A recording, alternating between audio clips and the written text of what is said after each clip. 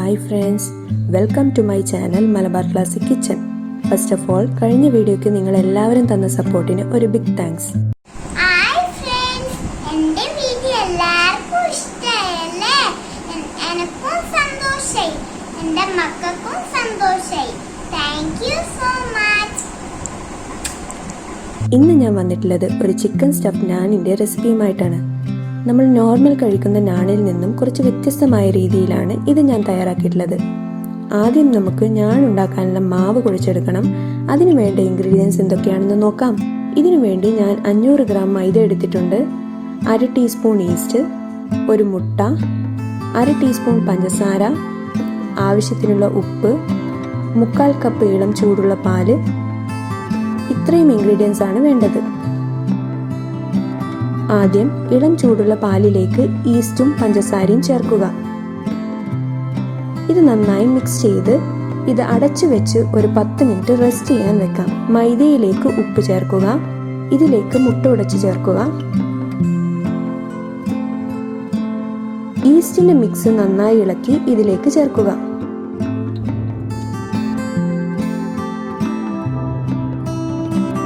ഇനി ഇതുപോലെ കൈകൊണ്ട് എല്ലാ വശത്തും ആവുന്ന രീതിയിൽ കുഴച്ചെടുക്കുക.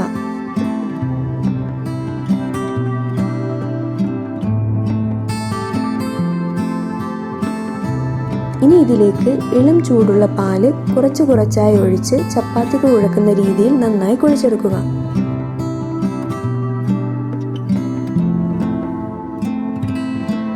മാവ് റെഡിയായിട്ടുണ്ട്. ഇനി കയ്യിൽ വെള്ളം നനച്ച് എല്ലാ വശത്തും ഇതുപോലെ സ്പ്രെഡ് ചെയ്ത് കൊടുക്കുക. ഇത് അടച്ചു വെച്ച് ഒരു 2-3 മണിക്കൂർ റെസ്റ്റ് ചെയ്യാൻ വെക്കാം. ഇനി നമുക്ക് ഫില്ലിംഗ് എങ്ങനെയാ തയ്യാറാക്കേണ്ടതെന്ന് നോക്കാം. ഫില്ലിങ്ങിന് വേണ്ട ഇൻഗ്രീഡിയൻസ് ഇതൊക്കെയാണ്. ഇത് 3 വലിയ സൈസ് ഉള്ളി അരിഞ്ഞു വെച്ചതാണ്. ഇത് 250 ഗ്രാം ചിക്കൻ, 1/2 ടീസ്പൂൺ കുരുമുളക് പൊടിയും അല്പം ഉപ്പും കൂടി ചേർത്ത് വേവിച്ച് ചെറിയ പീസാക്കി മാറ്റിയതാണ്. 3 പച്ചമുളക് ചെറുതായി അരിഞ്ഞു വെച്ചിട്ടുണ്ട്. 1 ടീസ്പൂൺ ഇഞ്ചി ചതച്ചത്, 1 ടീസ്പൂൺ വെളുത്തുള്ളി ചതച്ചത്, പിന്നെ 1 teaspoon garam masala, 2 teaspoon chicken masala, പിന്നെ ആവശ്യത്തിനുള്ള ഉപ്പ്. ചിക്കനിൽ ഉപ്പ് ചേർത്തത് കൊണ്ട് ഫില്ലിംഗ് തയ്യാറാക്കിയതിനു ശേഷം ആവശ്യമെങ്കിൽ മാത്രം ഉപ്പ് ചേർത്താൽ മതി. ഇത്രയും ഇൻഗ്രീഡിയൻസ് ആണ് വേണ്ടത്. ഒരു കടായിലേക്ക് 3 ടേബിൾ സ്പൂൺ സൺഫ്ലവർ ഓയിൽ ചേർക്കുക. നിങ്ങൾക്ക് ഏത് കുക്കിംഗ് ഓയിൽ വേണമെങ്കിലും ചേർക്കാം. എണ്ണ ചൂടായതിനു ശേഷം ഇതിലേക്ക് അരിഞ്ഞു വെച്ച ഉള്ളി ചേർക്കുക.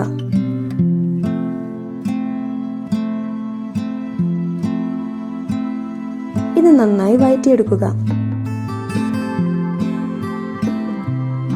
ഇനി അരിഞ്ഞു വെച്ച പച്ചമുളക് ചേർത്ത് വഴറ്റുക.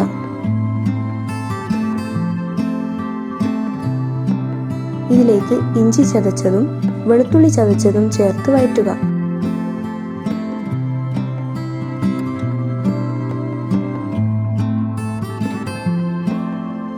ഇനി ഗരം മസാല പൊടി ചേർത്ത് മിക്സ് ചെയ്യുക.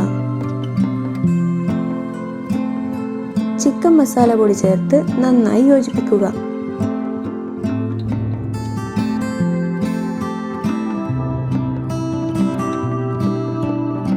ഇതിന് പച്ചമണം മാറിയാൽ ഇതിലേക്ക് ചിക്കൻ ചേർക്കുക. ഇത് നന്നായി മിക്സ് ചെയ്യുക.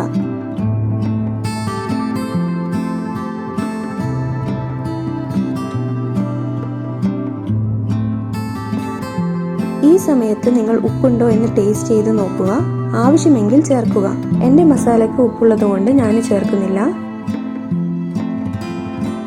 അങ്ങനെ നമ്മുടെ ഫില്ലിംഗ് ഇവിടെ റെഡി ആയിരിക്കുകയാണ്. ഇനി സ്റ്റൗ ഓഫ് ചെയ്യാം.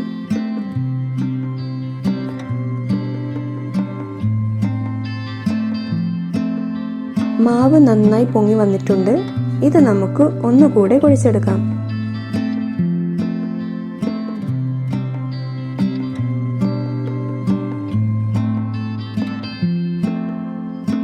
ഇനി ഇത് നമുക്ക് ഒരു മീഡിയം സൈസ് ബോൾസ് ആക്കി മാറ്റാം.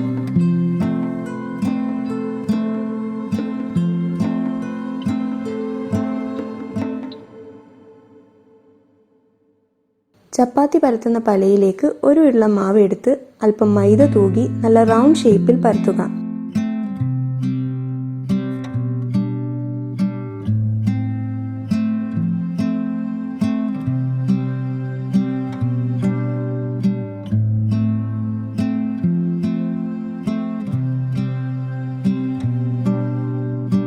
ഇതധികം കട്ടിയും പാടില്ല, അതുപോലെ നേർത്തു പോകാനും പാടില്ല.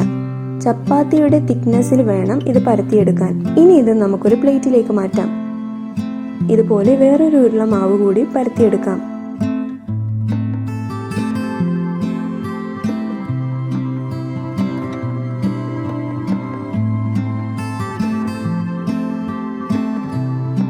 ഇനി ഈ നാണിന്റെ നടുവിലായിട്ട് നമ്മുടെ ചിക്കൻ ഫില്ലിംഗ് ചേർത്ത് കൊടുക്കുക.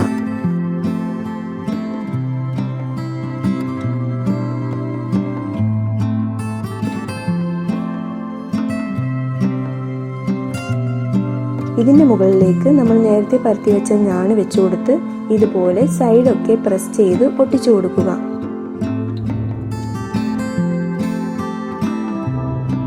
കൈ കൊണ്ട് എല്ലാ ഭാഗവും ഒന്ന് ലെവലാവാൻ വേണ്ടി പ്രസ് ചെയ്ത് കൊടുക്കുക.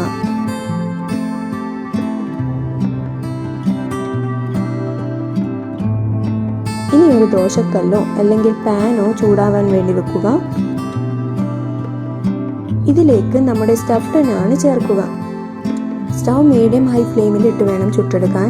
ഞാനൊന്ന് മറിച്ചിട്ട് കൊടുക്കാം. ഒന്നുകൂടി മറിച്ചിട്ട് കൊടുത്ത് ഇതുപോലെ സൈഡിലും ഞാണിന്റെ മുകളിലുമായി അല്പം ഓയിൽ തൂക്കുക.